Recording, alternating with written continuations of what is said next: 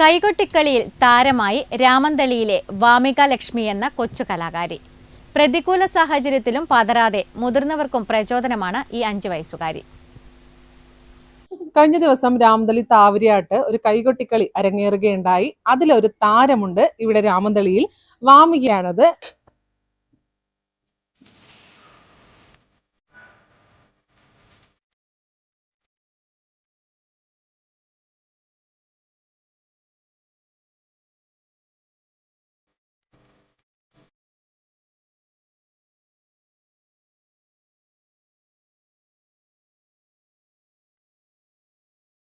വാമിക നമ്മുടെ കൂടെ ചേരുന്നു. വാമിക എങ്ങനെയുണ്ടായിരുന്നു കൈകൊട്ടിക്കളി? നല്ല രസമുണ്ടായിരുന്നു. വാമിക എത്രാം ക്ലാസ്സിലാണ് പഠിക്കുന്നത്? UKG. ഏത് സ്കൂളിലാണ് പഠിക്കുന്നത്? KV ഏഴിമല പയ്യന്നൂരില്. മോള് കൊറേ കൈകൊട്ടിക്കളി പഠിക്കാൻ തുടങ്ങിയിട്ട്. ആരാ പഠിപ്പിക്കുന്നത്? ദിവ്യാന്റി. അപ്പൊ ദിവ്യാന്റി എന്നാ പറയുന്നത് മോള് വേഗം പഠിച്ചെടുക്കുന്ന ആളാന്നാണോ, എങ്ങനെയാന്ന് പറയുന്നത്? ടീച്ചർ അഭിപ്രായം എന്താണ്?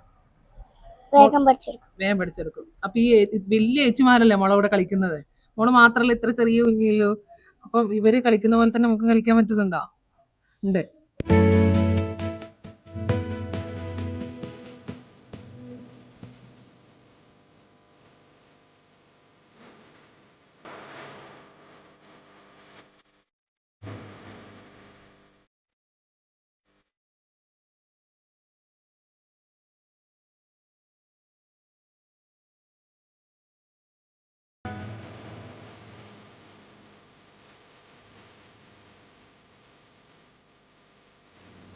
അച്ഛന്റെ പേര് പറ.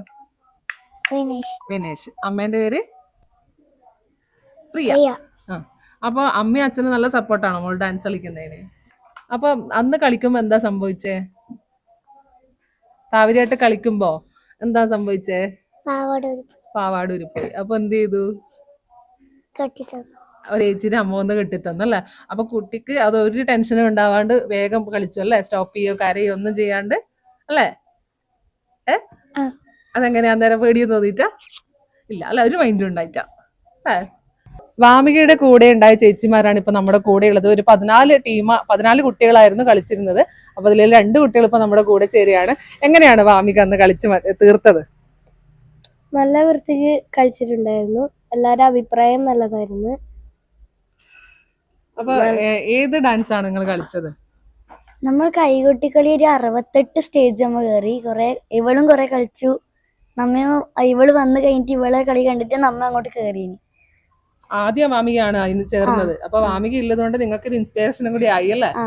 അപ്പൊ വാമികക്ക് ഇത്രയും ചേച്ചിമാരെയും കൂടി പങ്കെടുപ്പിക്കാൻ സാധിച്ചു, വാമിക ഒരാൾ കളിച്ചോണ്ട് അല്ലേ? അപ്പൊ അതില് എന്തായാലും അഭിമാനത്തോടെ പറയാം, എല്ലാരെയും കലയിലേക്ക് കൊണ്ടുവന്നു അല്ലേ? മിന്നും പ്രകടനം തന്നെ കാഴ്ചവെക്കാൻ വാമികയ്ക്ക് അന്ന് സാധിച്ചു. അതുപോലെ ഇനിയുള്ള വേദികളിലും ജീവിതത്തിലും മുന്നേറാൻ സാധിക്കട്ടെ എന്ന് ആശംസിക്കുകയാണ്.